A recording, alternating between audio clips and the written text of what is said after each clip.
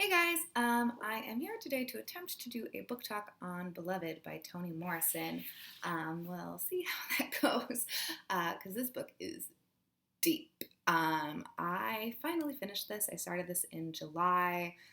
I don't know what's wrong with me. It took too long for me to read this, but it is so good. We are following, it's kind of like two different timelines a little bit.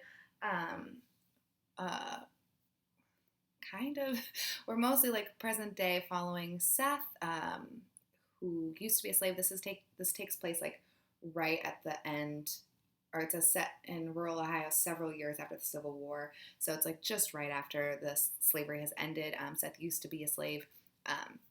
And she has a daughter named Denver who's about like 18 years old.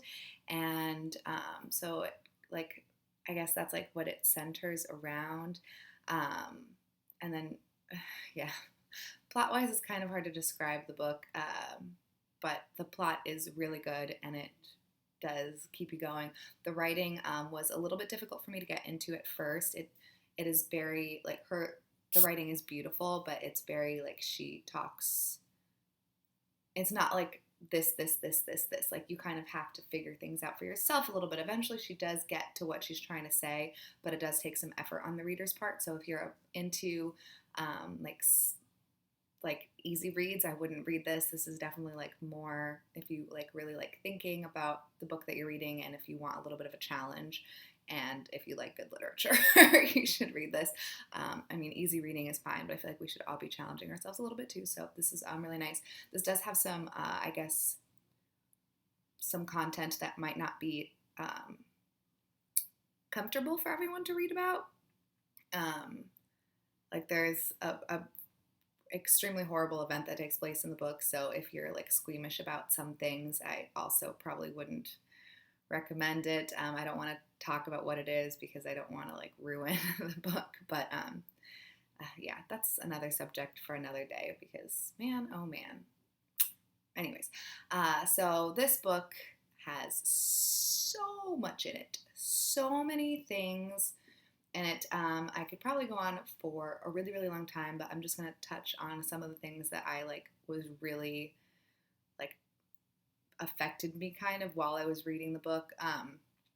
So I have, first of all, at some point during the book, one of our characters is bought out of slavery, and it is like, it's so heartbreaking. I mean, the whole book is heartbreaking, but it's like this woman gets bought out of slavery, and her slave owner is like a nice slave owner because those exist or whatever.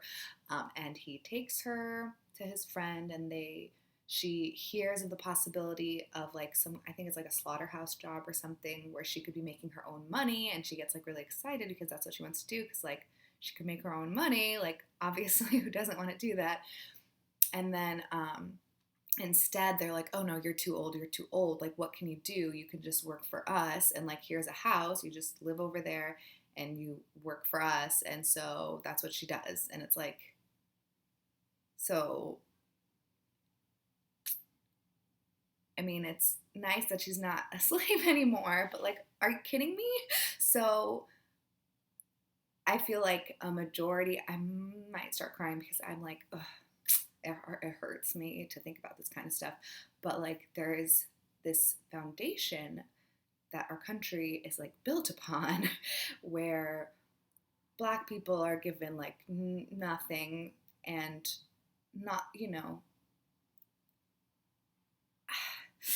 it's just very, very frustrating because it's like not fair that she doesn't get to like make her own choices with her own money. Like she doesn't get to pick where she lives. She doesn't get to pick what job she has. Like, oh no, you should do this, and like da da. And like, I don't know. It's just extremely frustrating. And I could really go on a long tangent about that and our prison system today and how basically they're modern day slavery, but that's okay. We'll save that maybe for another time. So that was extremely frustrating. I also was extremely frustrated by the fact that like they talk so much about how the I think Mr. Gardner is the slave owner of Sweet Home, and how he's like such a nice, slave owner, and how he doesn't beat them, and he treats the men like they're men, and like he's so nice and kind to them. And it's like very conflicting, because like I appreciate that, but you own human beings, so you're not a nice person. No, you can't. You know what I'm saying? Like, it's so frustrating, because like just the fact that you think that you can own another human being, and that another human being is your property, it makes you a complete a-hole. Like, you're not a good person. So I guess you're not like a sadist. Like, you don't take pleasure in giving other people pain. That's like a good quality, I suppose, for a human being. But the fact that you're a slave owner at all makes you a piece of garbage. So go away. Anyways, oh gosh. So also, it's really heartbreaking. I cried a lot. It shows you like what people would do to prevent people that they love being enslaved, and like the lengths that a person would go to save the ones that they love. I felt so much for Seth in this book. It like so much, and so much for everyone, but her storyline in particular is extremely interesting. There's a part where she overhears people writing down characteristics of hers that are animalistic and human, like her animal characteristics and her human characteristics. People actually thought like this, and I'm very concerned, because I feel like people still think like this, and it's extremely frustrating. And I should probably turn off the camera before I get a little bit too crazy. But yeah, this book is a must read. You should read it. I feel like this is really good insight into so many things. So, anyways, let me know if you've read the book and what you think of it, and I will see you.